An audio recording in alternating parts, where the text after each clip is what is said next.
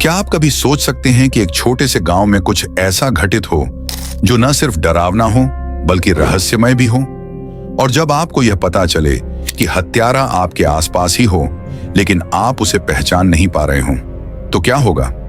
आज हम एक ऐसी सच्ची कहानी सुनाने जा रहे हैं। यकीन मानिए, यह कहानी आपको हैरान कर देगी।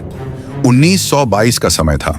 जर्मनी में एक छोटा सा गांव था, हिंटरकाइफेक। अब यह गांव इतना शांत था कि अगर आप यहां किसी को हेलो कहते तो वह आवाज वापस आपको हेलो कहकर गुम हो जाती। अरे हेलो!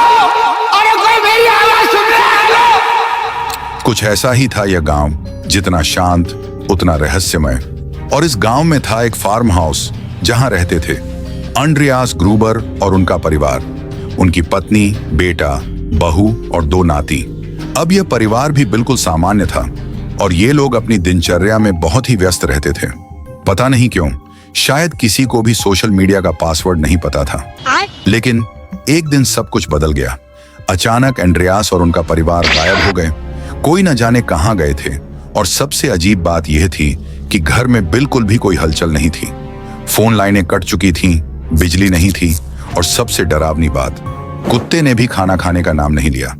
अब अगर कुत्ता भी भूखा रह जाए तो समझ जाइए कि कुछ तो गड़बड़ है। जब पुलिस ने फार्म हाउस में प्रवेश किया तो जो दृश्य सामने आया वह किसी डरावनी फिल्म से कम नहीं था। एंड्रियास और उनकी पत्नी को गोली मारी गई थी। उनके बेटे, बहू और पोते को भी मारा गया था।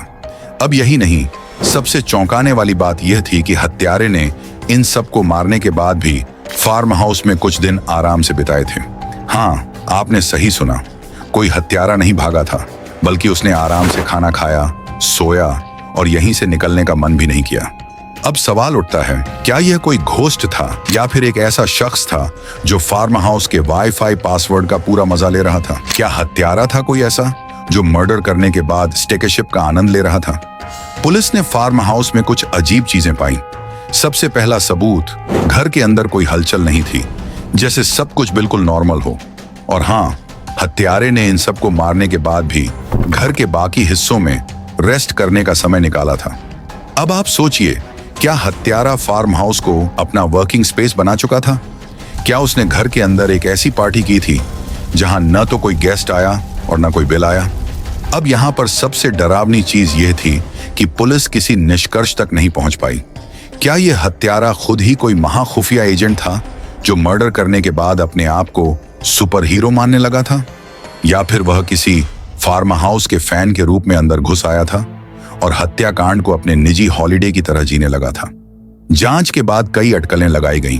कुछ लोग कहते हैं शायद यह घर के किसी सदस्य का काम था, लेकिन क्या हो अगर यह कोई ऐसा बाहरी व्यक्ति था जिसे फार्म हाउस का हर कोना अच्छे से पता था? किसी ने तो यह भी दावा किया कि शायद यह एक अपराधी था जो सारा सामान चुराने के बाद किचन में बैठकर चाय पीने लगा। क्या यह एक असली कैजुअल हत्यारा था जिसने मर्डर करने के बाद 6 पैक चाय के साथ आराम से बैठकर अपनी योजना बनाई थी? या फिर यह किसी तगड़े मिस्ट्री शख्स का काम था जिसने अपना नाम तक गुप्त रखा? सबसे बड़ी बात यह थी कि पुलिस कभी भी इस हत्यारे तक नहीं पहुंच पाई। यह जर्मनी का सबसे अजीब और रहस्यमय मर्डर केस बन गया। सवाल यही था, क्या हत्यारा अब भी छिपा हुआ है या फिर यह पूरी घटना एक बड़ी साजिश का हिस्सा थी? तो अगर आपको लगता है कि इस हत्याकांड के पीछे कोई फार्म हाउस का फैन था जो मर्डर करने के बाद घर को अपना नया हॉटस्पॉट बना चुका था, तो हमें कमेंट्स में बताइए। क्या हत्यारे ने घर का पासवर्ड लिया और चुपके से नेटफ्लिक्स एंड चिल किया, या फिर यह हत्यारा आज भी इस गांव में कहीं छिपा हुआ है? अगर आपको यह रहस्यमय और मजेदार कहानी पसंद आई हो तो हमारे चैनल को सब्सक्राइब करें और हम लेकर आएंगे और भी खौफनाक लेकिन मजेदार रहस्य।